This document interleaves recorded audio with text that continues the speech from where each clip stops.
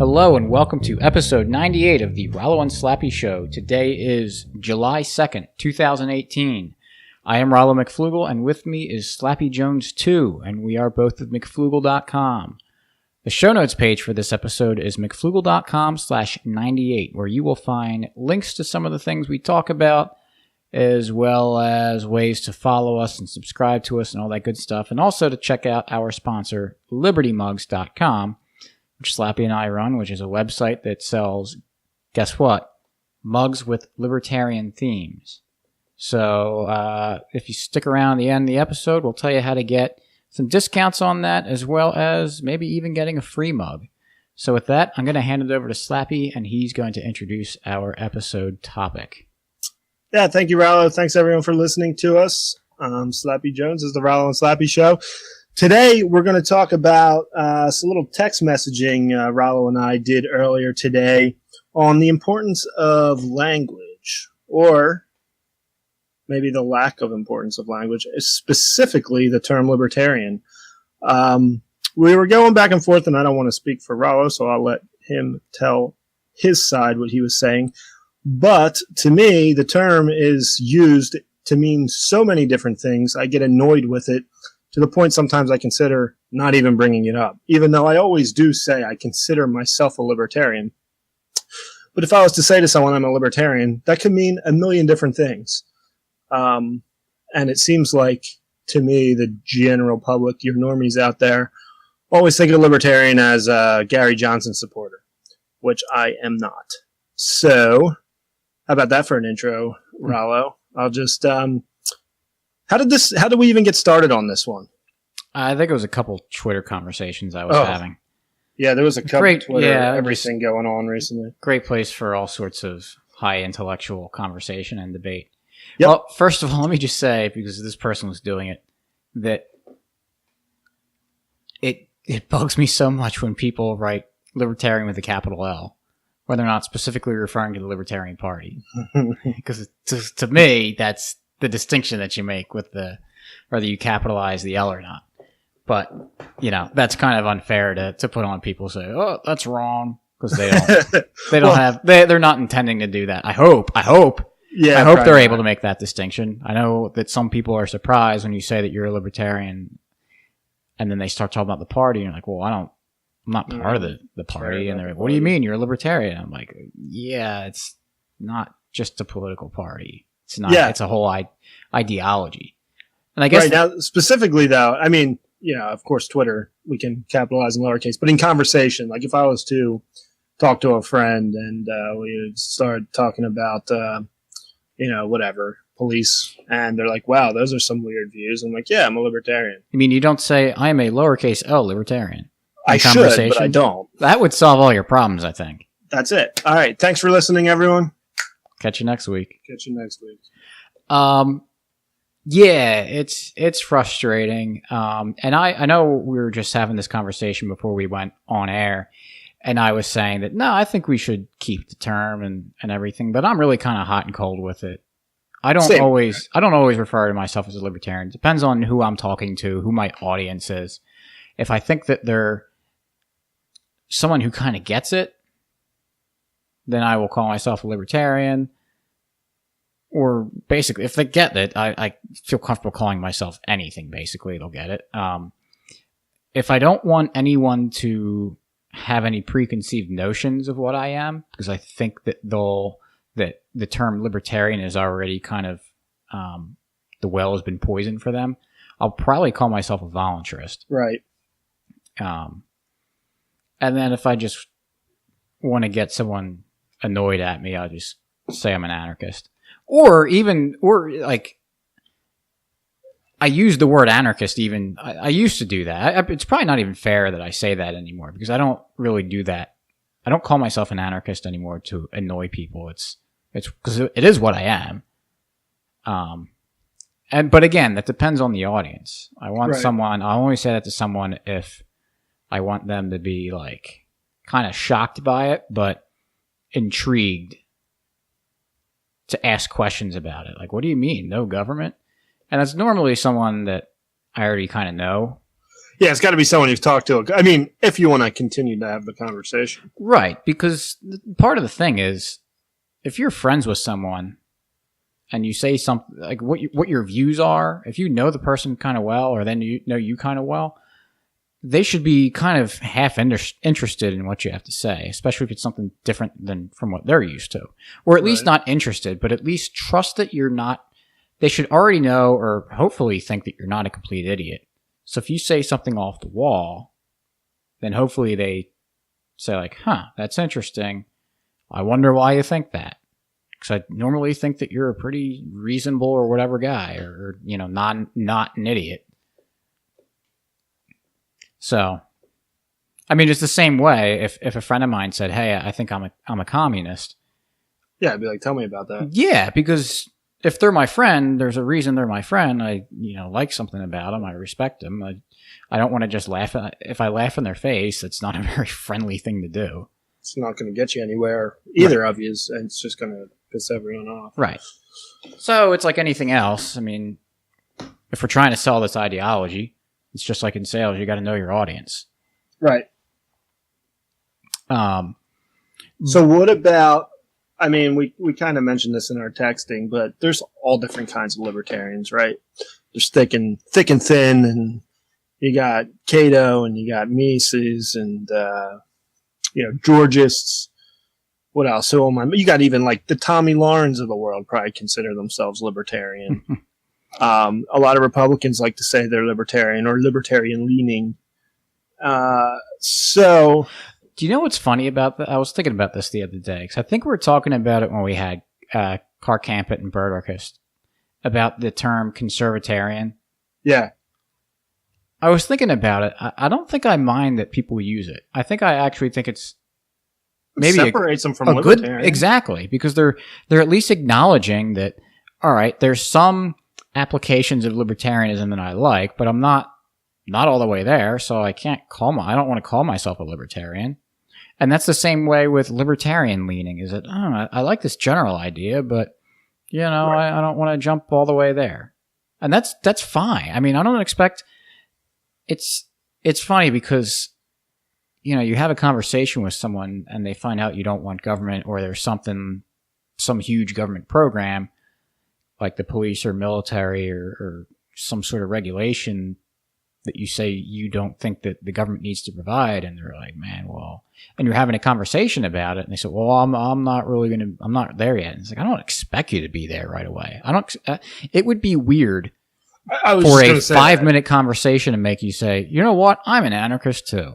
I'd actually be like terrified of the guy. Yeah, that would mean that you're just kind of blowing with the wind, and if you had no beliefs at all before. Yeah, if a communist walked by and said, let me tell you about my theory, in 5 minutes you'll probably say, you know what, I think I'm a communist. Right. It takes a lot of, I know it took me forever. Oh, yeah. It takes a lot of thought. I just want to plant the seed and, hear what you think, and I think it's perfectly respectable to say, that's a good point. You know what? Right now, I don't really have an answer for it.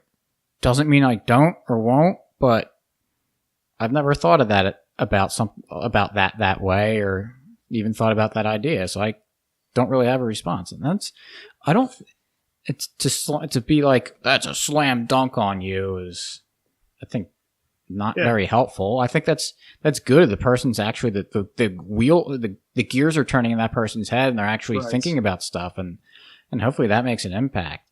And hey, if you're libertarian leaning, or at least putting half the word in how you describe yourself, you should be at least open to hearing libertarianism. Right.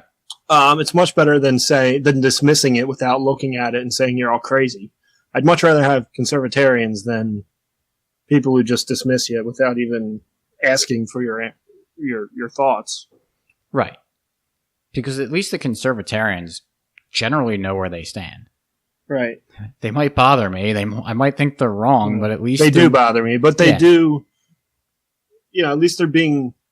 I think they are being honest in the way they think. Yeah, they're not being posers. Which there are the people, especially this Twitter conversation we're kind of referencing, that they do call themselves libertarians, but they explicitly reject libertarian solutions to certain problems and explicitly favor government. Like this guy was saying that not no taxes, but we need to lower taxes and have more fair taxes and you know, of course, have a wall, and I forget all the other stuff. There's a lot of stuff, and and then he started saying the thing like because back up a few seconds. When we were disagreeing on certain ideas, he was bringing up, oh, now you're going to call me, you're going to say you're not pure enough as a libertarian. You can't be in the club. It's funny that he was bringing that up, like he was very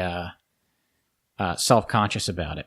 Right. And then he dropped the line of, well, you guys want to give cocaine to babies. Yeah, isn't that in chapter 2 of Man, Economy, and State?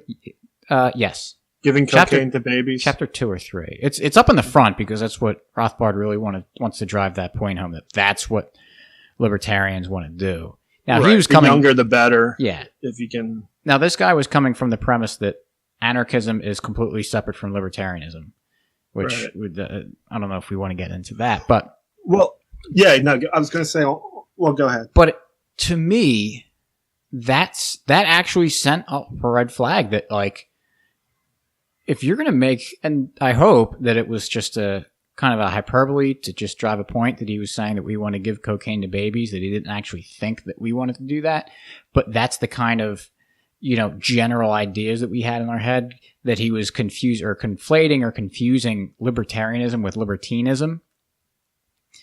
But if you don't understand that about libertarianism, I don't understand how you can be a libertarian. I mean, the basic idea of libertarianism is to not hurt other people and not just take their stuff without their permission. So that would be like, I was saying, gave this this analogy before we went on. If someone came up to me and said, hey Rollo, I'm a libertarian, I'd say, cool, that's awesome. I would have no reason to, out of nowhere, say, oh, I bet this guy's not a libertarian. It's like if someone walked up to me and said, hey, I'm really good at geometry, I'd say, oh, cool, this guy's really good at geometry. If he turned around and... the area of this circle in no time. Yeah. If he turned around and said, a shape with 4 sides is a triangle, then I'm going to question whether or not he's actually good at geometry. That he knows any geometry at all. Because if that's basics, that is extremely basic geometry. And so likewise, if someone makes just really terrible, fallacious statements about libertarianism, but they call themselves a libertarian, I'm going to question whether or not they're actually libertarians. So, not that I'm trying to do, and that's the other thing, I'm not trying to do this constant litmus test with people. All I want, and the borders, the wall, immigration is a big issue among libertarians. I don't want to sit there and say, if you believe that the government should have some role in regulating who and what goes where, you are disqualified from ever calling yourself a libertarian. No, all I think is that I think that you're wrong there, but I think that you are generally libertarian, but in that instance, you're going outside of what the libertarian solution to that alleged problem would be. And that's all I want to hear. Or not even hear. I don't need to hear it said, but it just frustrates me when people who explicitly go outside of libertarianism and explicitly say that the government should do something, and by do something, I mean like not do something, or whatever I'm trying to say. I don't know. I know what you're saying. But if they're explicitly calling for the government to do something, that's outside of libertarianism, because the government has to operate by, stealing from people, by just it operates through coercion. It's not a peaceful means to a problem. There's a victim involved when the government acts. So you should acknowledge that, hey, this is kind of falling outside of libertarian ideas. Because for whatever reason, I'm not convinced that we can do this right now without. But when people just turn around and say, no, that is the proper libertarian position to say that the state should do something, I think that's kind of. And then to go through the absurd. whole mental gymnastics of the net taxpayer and them being the, what do they call it? Like the guardian of your property or something? Something like that. Somehow if it's stolen from you, it's still yours even. Mance Rader's Freeman Beyond the Wall podcast. He just had Anarchy Ball, and they were talking about this kind of stuff. It was a good episode. It was a good episode. It's on my. Everyone who listened to it has commented that like Anarchy Ball gets progressively angrier through the episode. Nice, but it's good.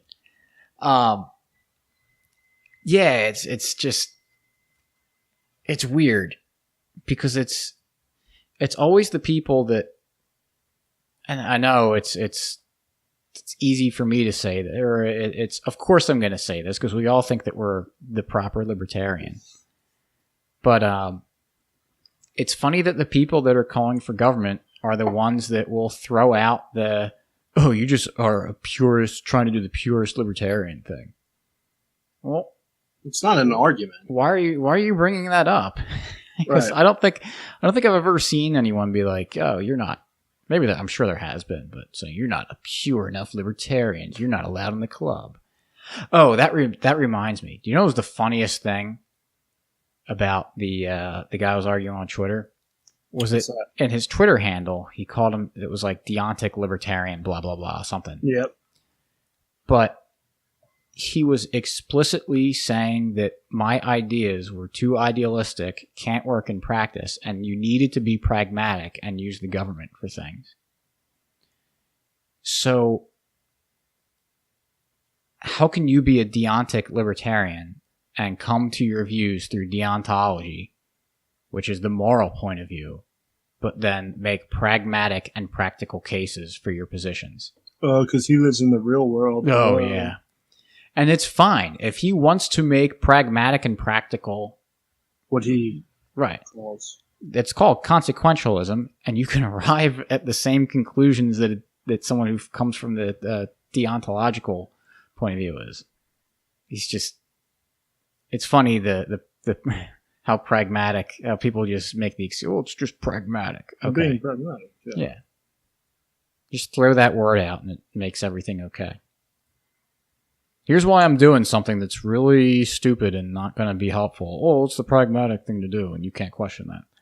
All right, I said I wasn't going to get nasty or mean. Well, earlier you mentioned something about anarchism versus libertarianism, and I thought, so I'm not up on all the, the goings on in the libertarian world so much. I listen to some podcasts, and I mostly read books. But I was listening to Dave Smith, I don't know, last week or earlier. Yeah, it was probably last week. He had Nick Gillespie on. Do you ever listen to Nick Gillespie? Do you know anything about him other than he's Reason Mag? Every once in a while I'll see a video with him. So I don't know if it's just his humor, because there's been jokes going around that like Dave Smith is a moderate libertarian. So maybe this is just his kind of humor. But at one point he said, I'm a libertarian, you're an anarchist. And so either he's joking, that's his humor. Maybe, like, I'll give him that. But you mentioned it right here, which made me think of it. And is there some kind of move? Because, you hear like guys like Tom Woods talk about the Mises Caucus and saying the Libertarian Party isn't even libertarian anymore. And, they have to create a Mises Caucus. Do you think there is some kind of move to separate anarchists from libertarian? Or do you have any idea? A move by who? By certain libertarians, just kind of dividing the party. Whether it's Reason Mag, I mean, that's Nick Gillespie said it, so I know it's Reason. I don't know. I don't know if he was really making a distinction there, or if he was just messing with Dave Smith. Because I don't know about Gillespie, but I think there's certainly a lot of people that try to make that hard distinction, that it's like, oh, anarchists, that's not even in the same camp as libertarian, because they'll say, well, libertarians believe that we need a small, limited government. Yeah. Well, and it's like, that's not what that's what some libertarians think, but that's right. I mean, I'm sure we've said it plenty of times here before, but anarchism is the logical conclusion of libertarianism. Right. And it may not be, obviously anarchism is a subset of libertarianism, just like minarchism is a subset of libertarianism. They operate under the same umbrella, but one goes further than the other. Right. I was thinking about this morning or yesterday too, is that it's funny that a lot of the minarchists, or even there's people that favor a lot more government than just minarchy, who call themselves libertarian. There's a lot, and I don't mean to say that all minarchists are, downplay or criticize anarchism all that much. There's plenty of minarchists who approach it like, hey, I'm not there yet, or I think that that it's not workable, but they'll talk to anarchists and have conversations, and it's perfectly fine. I get along well with plenty of minarchists.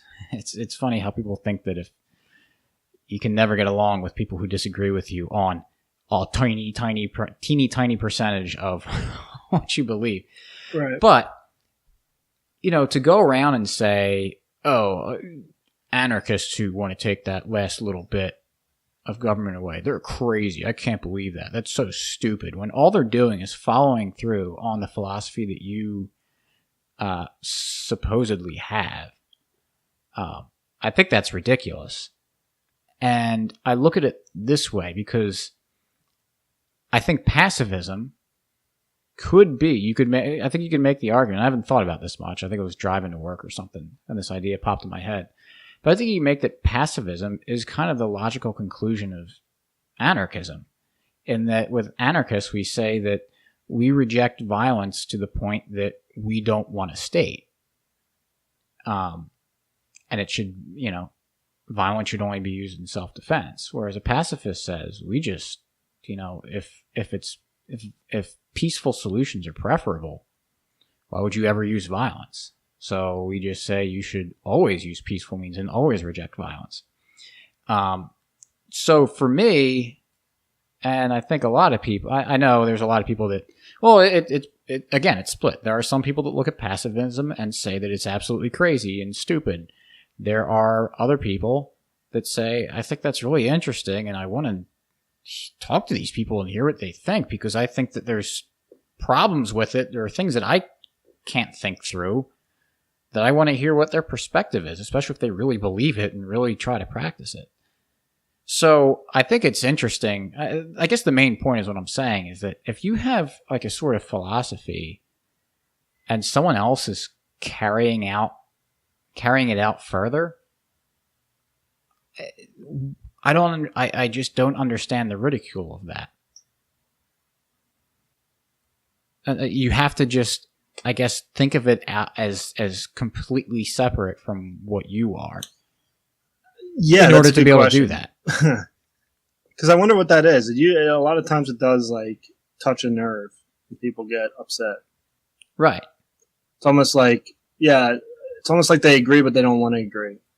Or that it's just a kind of, it taps into their recognition of cognitive dissonance, and exactly. you just get angry over it. Right. I mean, with pacifism, which I think is very interesting and I really like, but then I think like if someone was going to hurt my kids or grab my kids,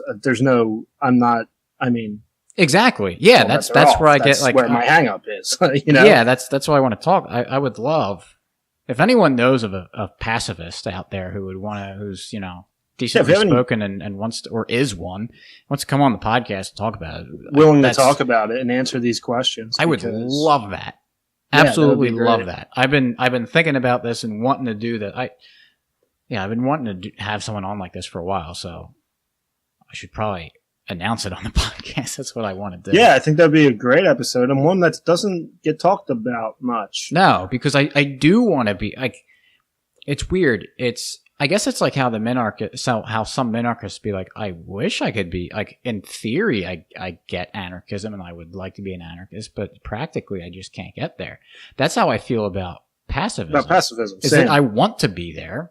I love it. Like, I think it's great. Right, but there's questions I have that I can't answer very well, and I think to say that therefore it is false, I think that would represent some hubris. Sure. So that's really So, any pacifists out there want to come on the show and talk? or just pretend you're a pacifist, and I don't know. Yeah, and then we can win the argument, and we'll convert you to non-pacifism. Yes. Hooray for violence, right? Exactly.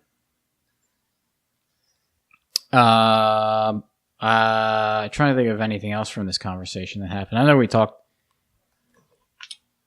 This episode may only be like 10 minutes. I don't know, but we're not too bad so far. 25 minutes. No, I think I was kind of getting at the conversation. We may have even been kind of talking past each other, even though we weren't arguing. We were just talking.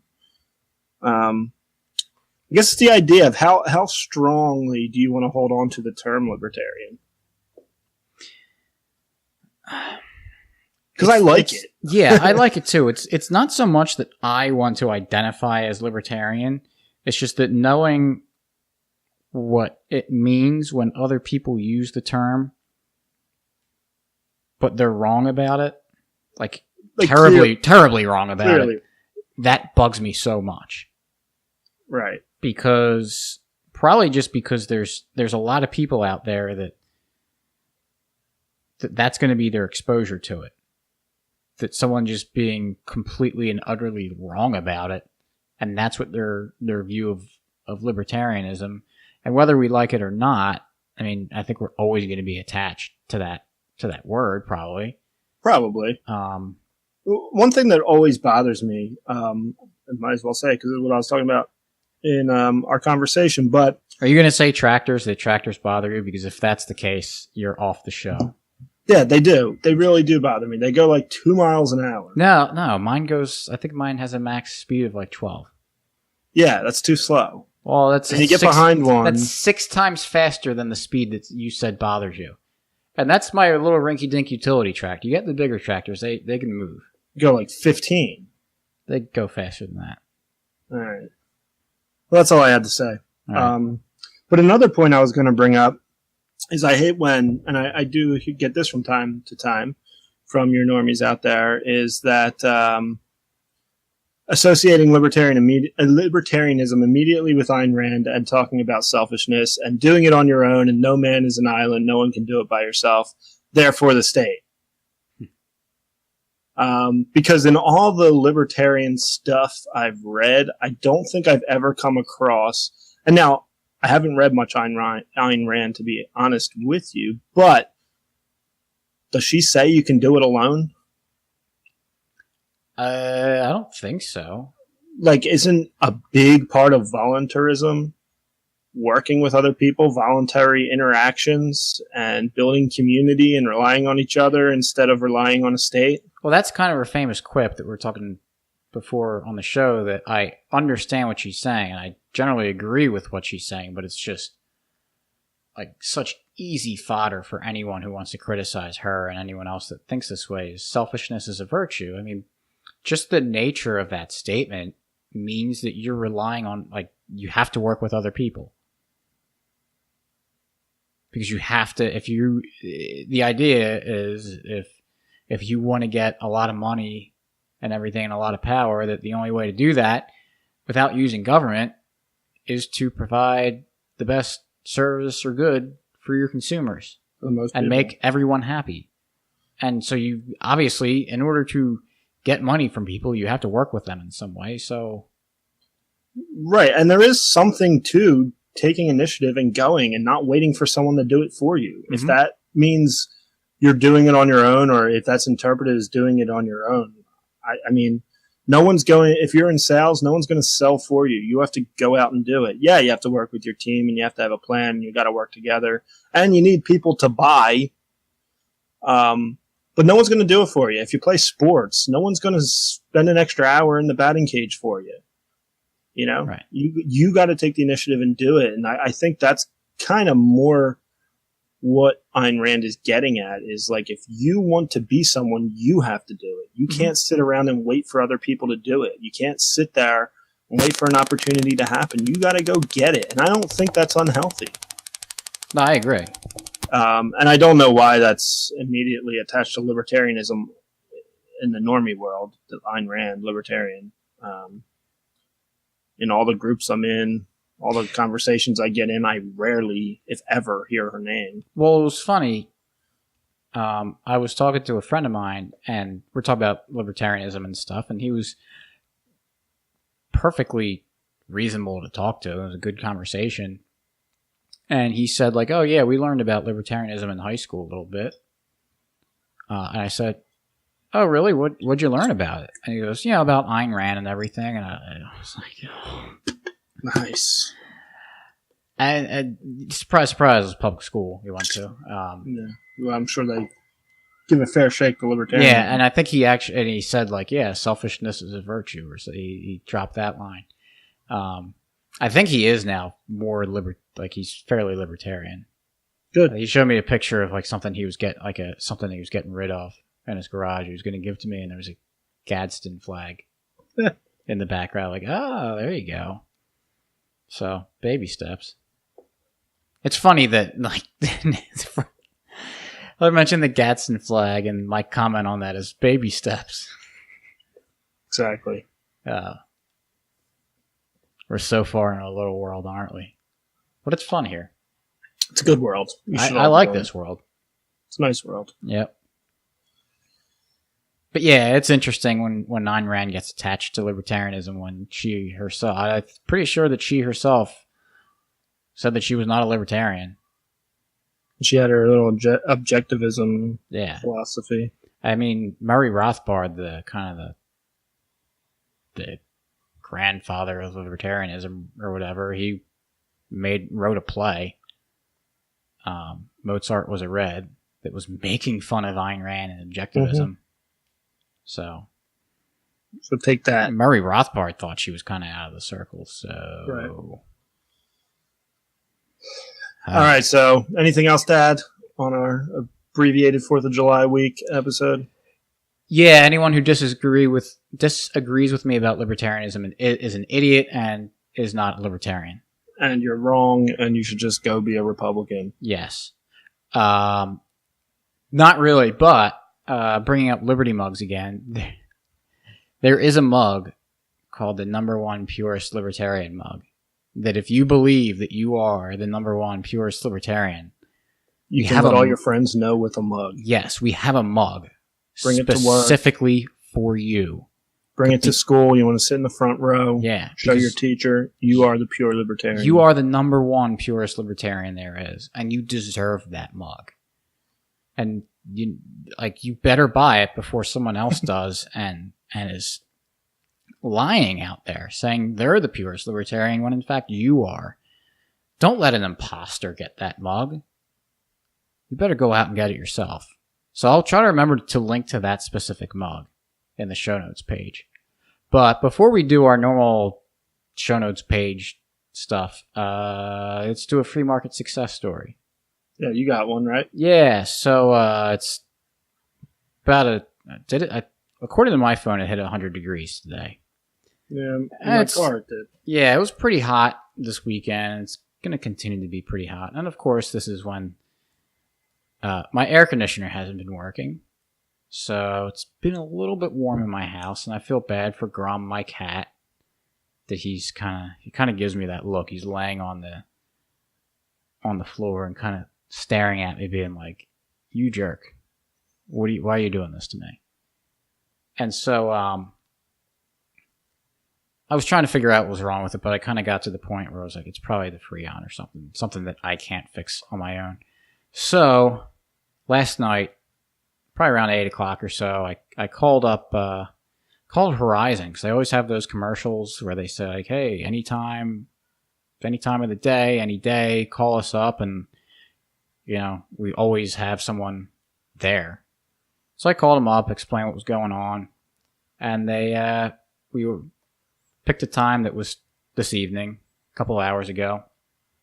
Guy showed up, talked through what the problems were.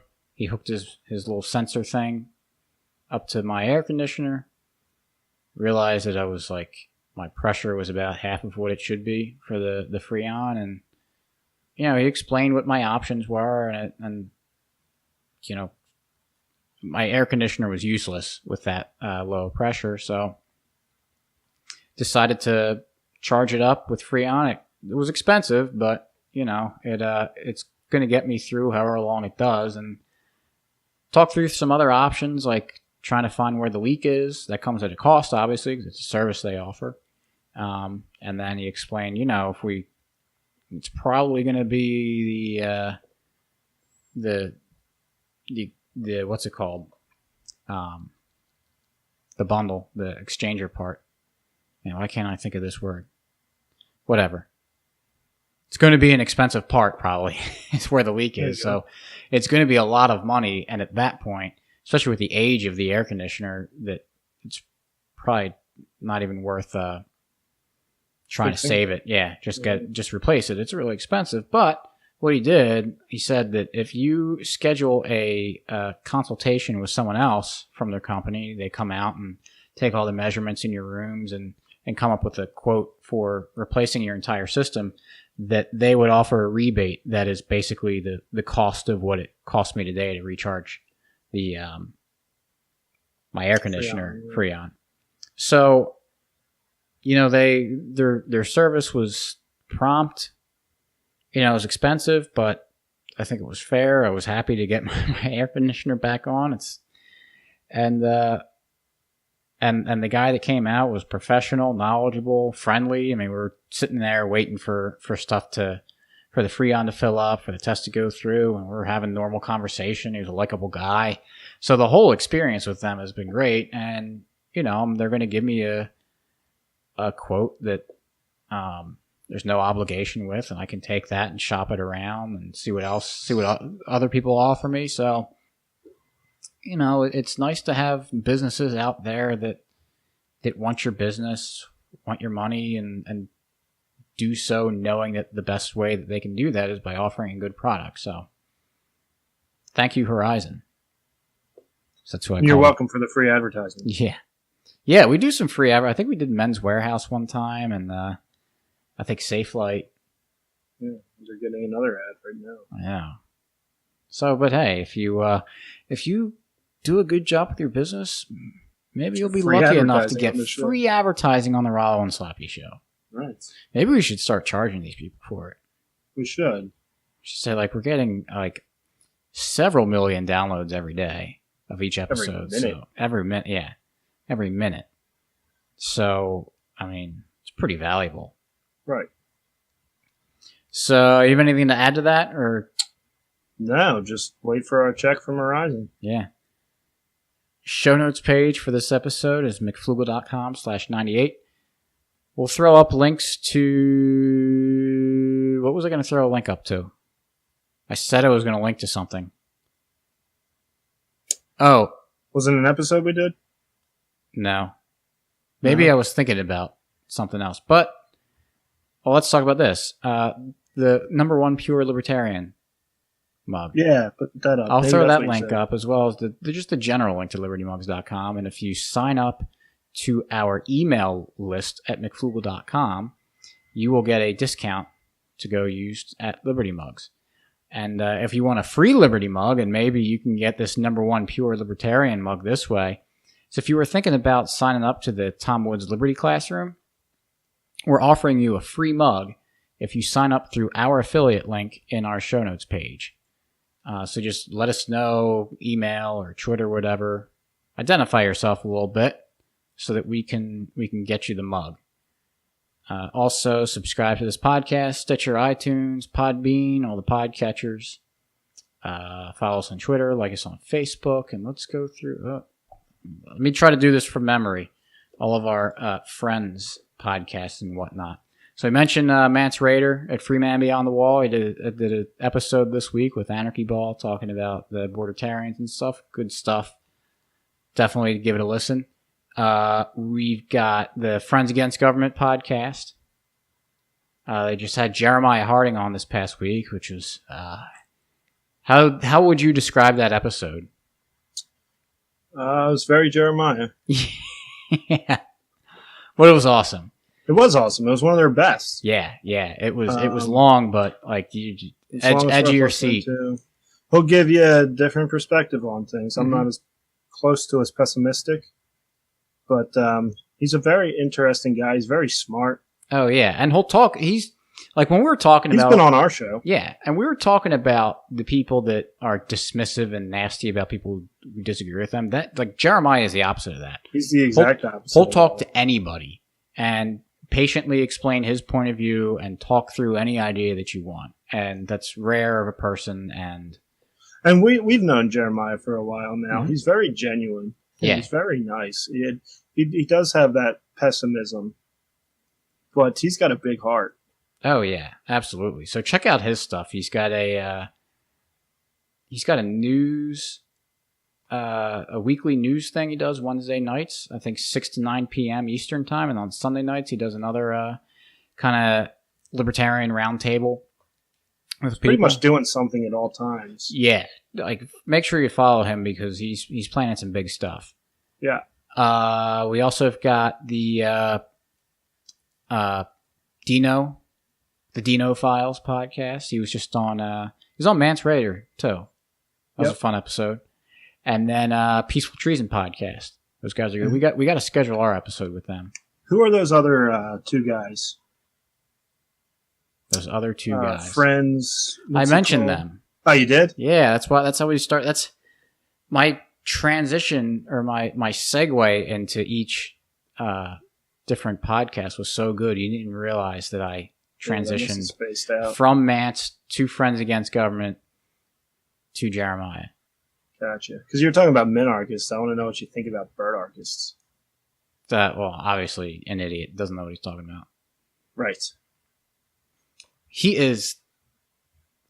I want him on the show to just talk about minarchism because he approaches it the way that I think it should be approached. Is that he's like, I don't want to put words in his mouth, but he's all about words in his beak. Yeah, that's true. I will put words in his mouth since he doesn't have one. But he's not about saying that, he doesn't call himself an anarchist. He calls himself a voluntarist, but also a minarchist. But he doesn't try to make the claim, or at least not that I'm aware of, that he knows what the government should do. His whole thing is just whatever it is, let's get the government out of it. Let's shrink government as much as we can. He doesn't have like the sacred cow of this is what the government should be and we should try to get to this ideal location on it. He's just, no, let's strip as much as we can from it. And I guess if we get to the point that we can no longer strip anything, that's where the proper minarchy would be. That's what my assumption is of what his view is. So, Yeah, whatever. He can tell me I'm wrong. Talk about it. And he can come on the podcast and tell me I'm wrong. I want to talk about some of his history of philosophy and stuff. Yeah. He's very good on that. I've noticed, though, if you want to get someone on the podcast, or if you want to make sure someone's listening to your podcast, you make fun of them. And you'll hear about it. Yeah, because Clark Campett was almost our guest because of the episode last week.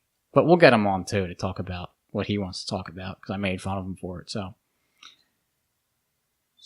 anything else? Yeah, you have any, big name libertarians that you want to make fun of to get them on our show? Just that Dave Smith is still scared to come on. And That's I don't true. know why. We were on his side. We got Thaddeus Russell, but Dave's not ready for it. I guess he's not ready for the big time. But, oh well, what are you going to do? I guess our sponsors kind of intimidate him since we have Horizon and Men's Warehouse and... Right. What's the other one? Safe Light. Safe Light. These are national, possibly international companies that... Liberty Mugs International. Yes. We have we've made international sales. It's international. So, big time. All right. MNC. Yeah, so all that stuff we're just talking about, check out the show notes page, mcfluga.com/98. And we will catch you next week. Peace.